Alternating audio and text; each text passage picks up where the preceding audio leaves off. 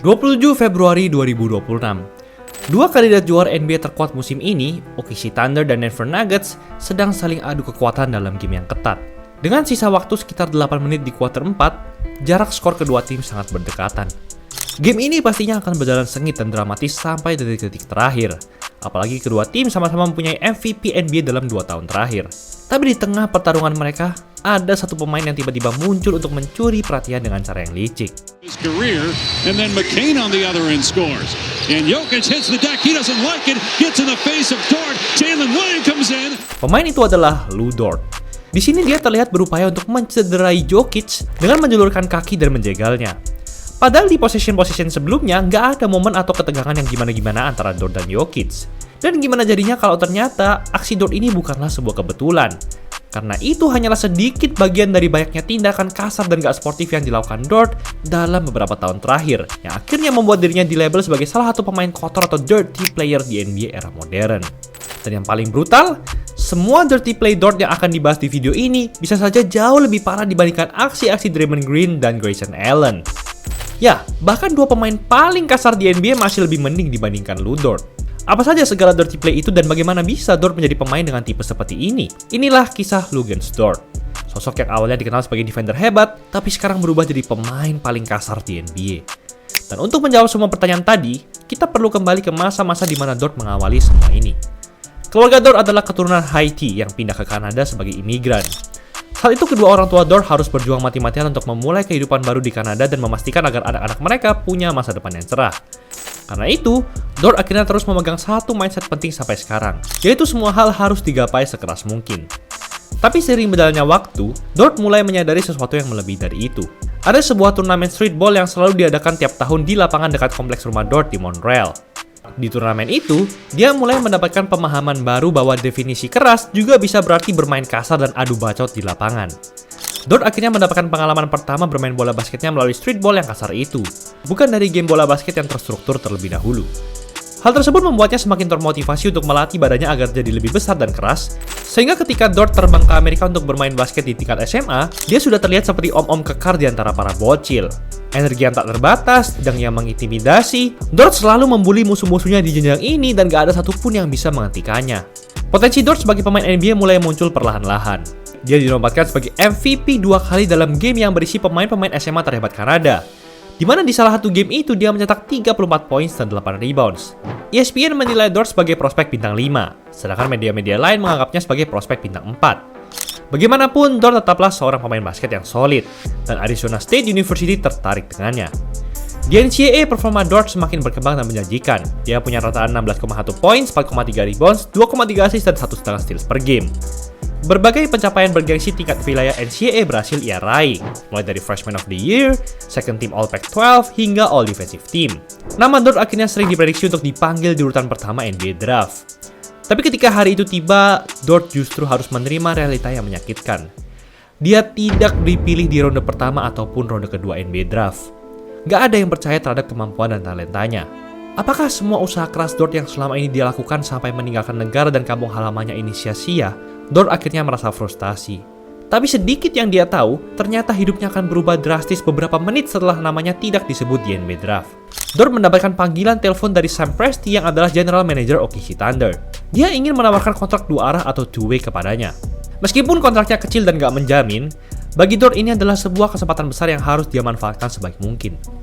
Dort gak pernah melewati satupun langkah penting untuk mendapatkan menit bermain di NBA sebagai pemain dengan kontrak two-way. Dari Summer League, NBA G League, sampai jadi cadangan mati di squad Thunder, dia berusaha keras untuk melewati semua itu.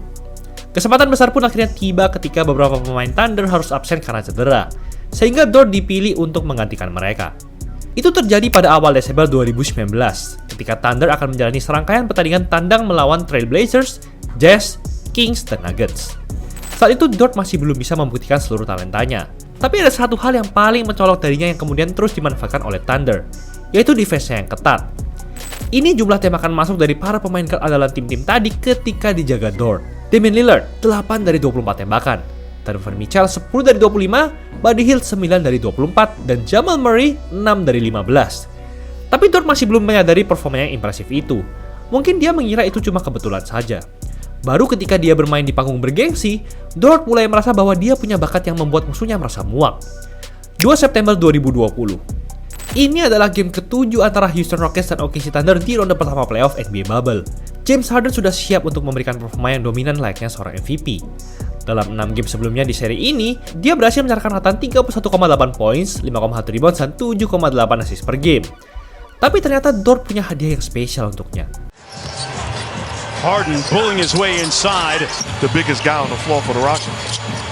Harden with the three, really missing. Still trying to find his rhythm at the offensive end.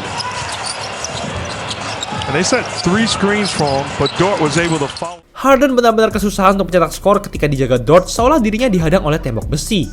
Rockets pun sampai menyusun strategi untuk memberikan 3 screen cuma agar Harden bisa lepas dari Dort.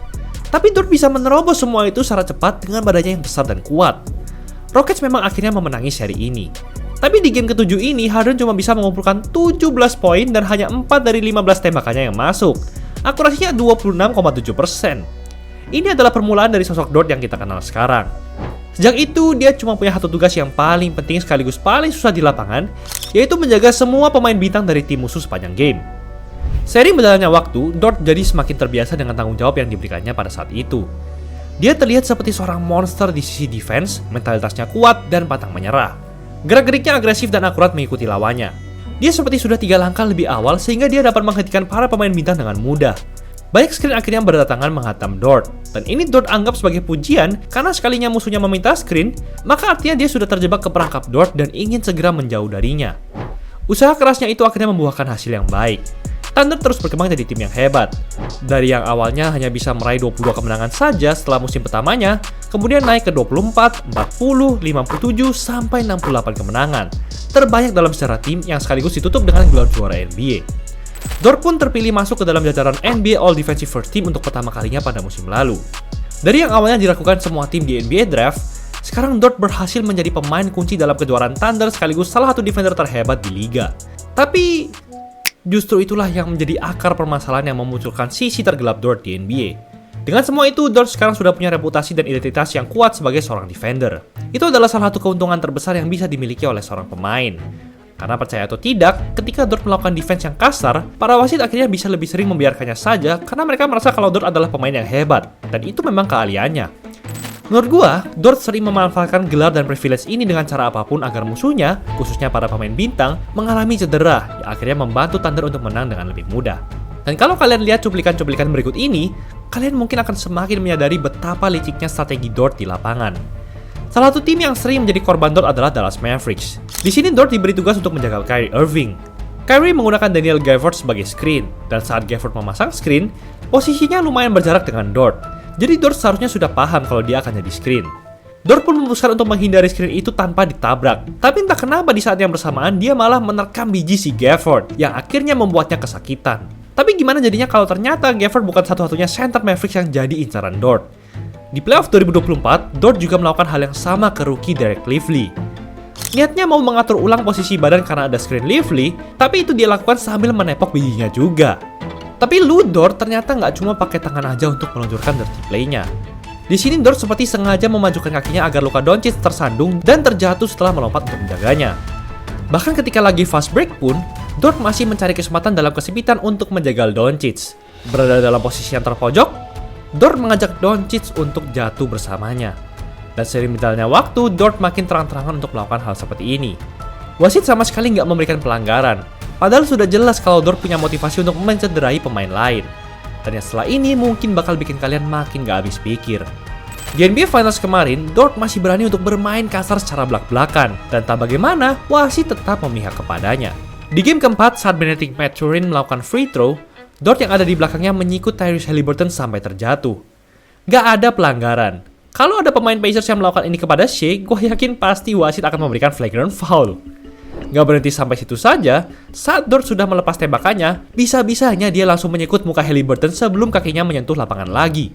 Dan ya, gak ada pelanggaran lagi. Tapi untungnya semua pemain itu gak mengalami cedera yang serius. Gimana jadinya kalau ada beberapa pemain yang sampai beneran cedera karena dirty play dari Dort? Ini salah satunya. Di game ketiga antara Thunder dan Grizzlies di ronde pertama playoff tahun lalu, Grizzlies sudah unggul jauh dan punya momentum kuat untuk bangkit kembali. Ja Morant dapat kesempatan untuk fast break, tapi Dort menghalanginya dan karena kehadirannya, Ja langsung kehilangan kendali dan jatuh terkapar. Dort memang terpleset dan gak punya pilihan lain di possession ini. Tapi setelah itu, dia gak ada niatan sama sekali untuk memastikan keadaan Ja dan pergi begitu saja. Thunder berhasil comeback di game ini. Ja pun harus absen sepanjang seri dan Grucic akhirnya disapu bersih Thunder. Lalu bagaimana dengan ini? Di sini Dort seperti melakukan flopping saat menjaga Brandon Ingram. Tapi seperti biasa, salah satu kaki Dort mengarah ke depan yang membuat Ingram gak bisa landing dengan sempurna. Bahkan sampai mencederai ankle-nya. Dan yang satu ini juga sama parahnya. Dort ingin merebut rebound dari Paul George. Tapi akhirnya dia malah membuat kaki Paul George menekuk ke arah yang salah. Dan lagi-lagi kakinya adalah penyebab utamanya. Musim ini pun Dort sempat terlihat berusaha mencari cara untuk mencederai Wemby. Tapi untungnya Wemby masih baik-baik saja. Dan akhirnya kita kembali ke dirty play-nya terhadap Jokic. Sebagai informasi, saat itu Jokic masih kembali menyesuaikan diri setelah absen sebulan karena cedera kaki. Jadi menurut gue Jokic pantas untuk memberikan reaksi semua ini setelah dijegal Dort. Karena apa yang dilakukan sudah sangat keterlaluan. Selain Jokic, satu-satunya pemain yang berani untuk membungkam Dort sejauh ini hanyalah Anthony Edwards. Dan harus ada lebih banyak pemain lagi dengan tindakan serupa agar Dort gak bisa seenaknya begitu saja. Permainan defense yang keras pastinya akan membuat game semakin seru dan menarik untuk ditonton. Dan Lu Dort adalah salah satu pemain di era modern yang berhasil memberikan itu. Tapi akhir-akhir ini, apa yang dilakukan Dort sudah jauh melebihi batas. Upayanya untuk mencederai pemain lain ini bukan sebuah kebetulan. Karena sudah ada banyak bukti yang akhirnya membentuk sebuah pola yang jelas. Jika Dort belum bisa menyadari dan memperbaiki tindakannya, dia bisa jadi pemain paling dibenci NBA untuk waktu yang lama. Itulah episode kali ini. Free design diskon hingga 60% dan free ongkir spesial cuma di bulan Ramadan. Gas sekolah aja di Easy Sportswear. Jangan lupa like dan subscribe agar channel ini bisa berkembang dan menghasilkan video menarik lainnya. Thanks for watching and see you in the next video.